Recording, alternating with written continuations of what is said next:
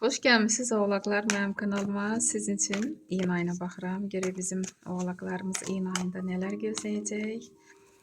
Bizim qoçaq, özünə güvənən oğlaklar hansı addım atmaq istəyirlər və necə etməlidirlər ki, uğur olsun. Raskladımız həmişəki kimi də oğlaklar heç nə dəyişdirilməyib.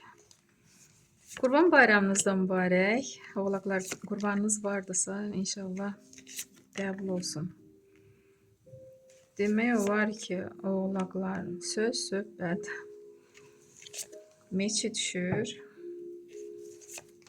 Yəqin ki, nəsə olubdu həyatımızda. Hətta mən bir kartı çıxarmaq istəyirəm. İyun ayının enerjisi.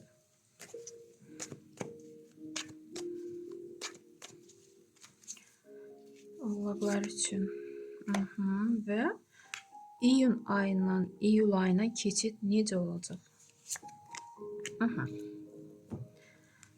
Отлично. Deməli, 8-ci meçi, 6-cı jezli. Elə oğlaqlar var ki, ya çoxlarının ailədə söz söhbət var. Ailənizin içində əzizlərinizlə.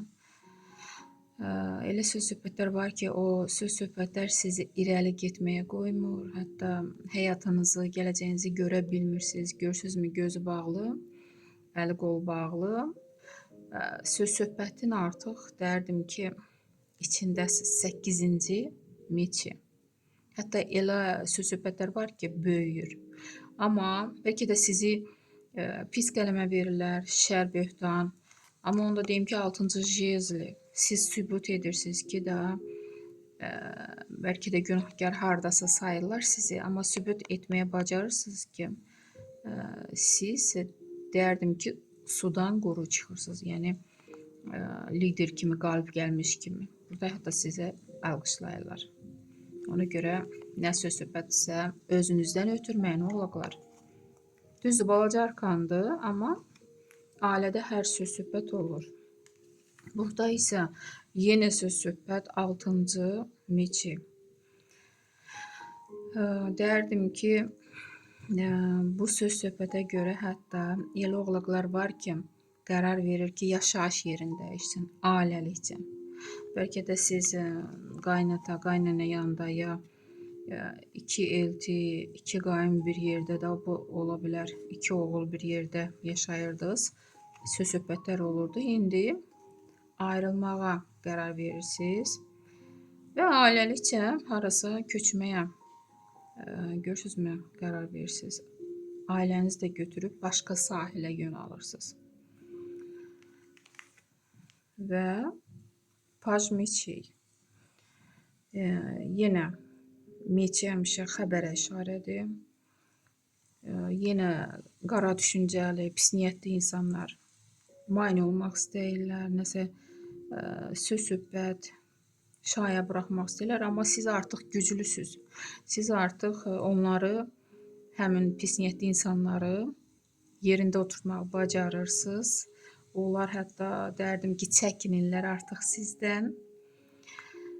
Bəlkə də övladlarınıza da işarədir. Paj həmişə uşaqlara işarədir. Bəlkə də sizin övladınızı hardasa sıxıblar, incidiblər. Ona görə siz övladınıza görə hər kəsi də belə dərdim yerində oturdursunuz ki, bu mənim can ciyərimdir, aralı durun da, yəni qoruyursunuz can parçanızı. Bu da ola bilər. Və 5-ci pentakli, 10-cu kubki. Pul sarıdan sıxıntı olacaq ailəlikcə. Hardasa çatışmamazlıq, yəni nəyisə almaq istəyirsiniz, pul çatmır və yaxud kreditiniz var, bağlaya bilmirsiniz. Biraz sıxıntı olacaq, amma tez bir zamanda keçib gedəcək 10-cu kubki. Çünki burada sıxıntı ailəlikcədir və burada yenə 10-cu kubki. Bu bitir, ailəlikcə sevinirsiniz. Bu sıxıntılıqdan da çıxırsınız. İş axtaranlar üçün bəli, iş təklifi alacaqsınız.